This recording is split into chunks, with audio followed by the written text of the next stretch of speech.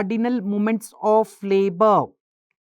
Cardinal moments of labor in left occipital anterior. So here is also, dear doctors, lie is a longitudinal. Please make a note of it. Here is also lie is a longitudinal. Presentation. Presentation is cephalic presentation. Yes. Presenting part. Please make a note of it. Presenting part is vertex. Yes. Denominator. Denominator is what, doctor? Occiput. Now this occiput is towards pubic symphysis.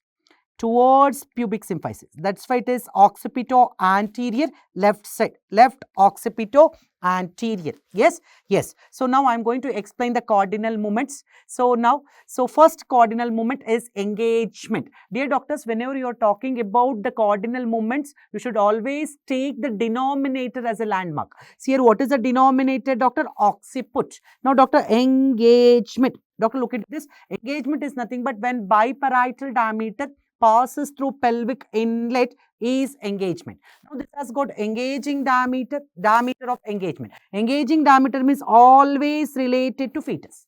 Engaging diameter means always related to fetus. So diameter of engagement always related to what, doctor? Pelvis. Diameter of engagement always related to what, doctor? Pelvis. Now whenever engaging diameter comes, it has got engaging AP diameter, engaging transverse diameter. So engaging transverse diameter of the fetal skull is common, that is biparietal diameter. Engaging transverse diameter of the fetal skull is, that is biparietal diameter. Engaging AP diameter depends upon the attitude of the fetal head. If it is well flexed attitude, that is suboccipito-brachmatic. Suboccipito-brachmatic. In a well flexed attitude, that is suboccipito-brachmatic, which is of about how much centimeter? 9.5 centimeter. 9.5 centimeter, and biparietal diameter is also 9.5 centimeter. Yes, yes. Now come to the diameter of engagement. Whenever you are talking about the diameter of engagement, always the denominator is the bony landmark. Now in LOA, I was telling you occiput is towards left iliopectineal eminence, means which oblique? Definitely right oblique. In LMA, the mentum is towards left iliopectineal eminence, means which oblique? Right oblique. LOA, LMA, definitely it is right oblique. Definitely it is right oblique. Now come to ROA, that is right occipito anterior. Occiput is towards right iliopectineal eminence, which oblique? Left oblique. Now come to right mento anterior. Mentum is towards right iliopectineal eminence, which oblique? Left oblique. ROA, RMA, definitely it is left oblique. Definitely it is left oblique. Now come to left occipito posterior. Occiput is towards sacroiliac joint. Which sacroiliac joint? Left sacroiliac joint. Means which oblique? Left oblique. Now LMP, that is left mento posterior. Here mentum is towards left sacroiliac joint. Means which oblique? Left oblique. So LOP, that is left occipito posterior or left mento posterior, it is left oblique. It is left oblique. Now come to right occipito posterior, that is occiput is towards right sacroiliac joint, means which oblique? Right oblique. Right mento posterior, here mentum is towards right sacroiliac joint, which oblique? Right oblique. So right occipito posterior, right mento posterior, definitely it is right oblique. Definitely it is right oblique. Take home message: in anterior position opposite oblique and posterior position same oblique. I think you see, please look into the video multiple times, make the concept stronger. Make the concept stronger. So in anterior position, always opposite oblique, but in posterior position, please make a note of it. In posterior position, it is same oblique. It is same oblique. You got the point, doctor? In anterior position, it is always opposite oblique. LOA means right oblique. LMA means right oblique. ROA means left oblique. RMA means which oblique, doctor? Left oblique. Posterior position, same oblique. LOP, left oblique. LMP, left oblique. ROP, right oblique. RMP, right oblique. Means in posterior position, same oblique. Yes, you can assert this diameter of engagement is very important. Definitely, yes. The questions are coming from that part only. Understood? No? Now, previously, they used to ask engagement, descent, flexion. The cardinal movements, arrange the cardinal movements in the proper order. That type of questions were coming. Now, the question quality is so difficult now. Yes, yes. So now look into this. In LOA, please make a note of it. In LOA, head engages in which oblique? In LOA, head engages in which oblique, doctor? Definitely right oblique. Definitely right oblique, but shoulder engages in. But shoulder engages in which oblique? Definitely left oblique. Left oblique. Is it clear? Doctor, is it clear? Is this point is clear? So in LOA, yes, definitely head engages in right oblique, but shoulder engages in which oblique? Left oblique. So now after engagement, so this descent will continuously occurs till it reaches the pelvic floor muscle. When it reaches the pelvic floor muscle, there is a resistance offered by this pelvic floor muscle to this fetal head.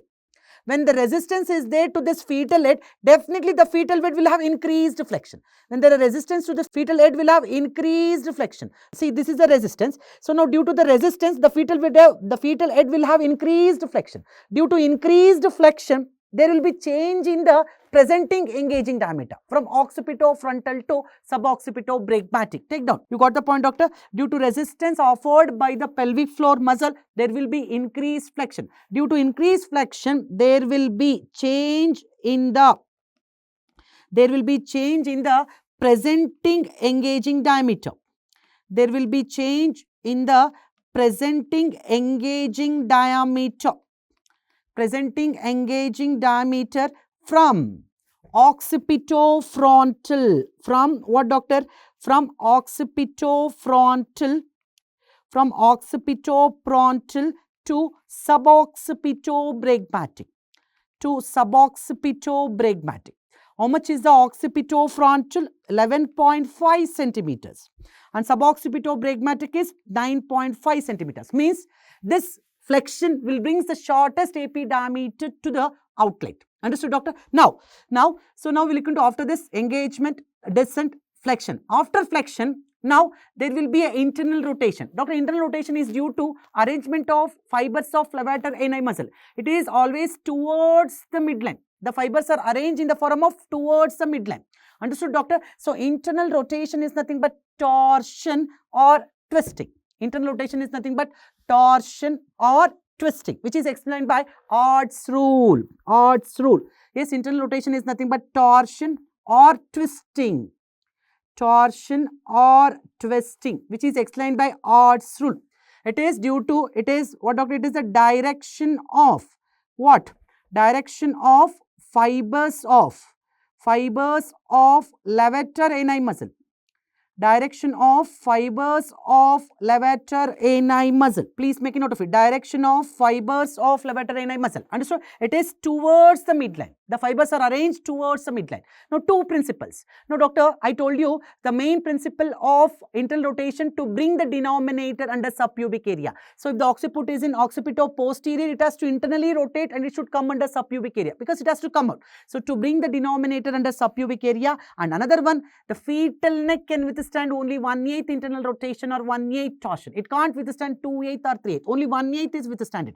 One, doctor, to bring denominator, please make a note of it, to bring denominator under subpubic area. Under subpubic area. To bring denominator under subpubic area, then fetal neck can withstand 1/8 of internal rotation. Fetal neck can withstand 1/8 internal rotation or 1/8 torsion.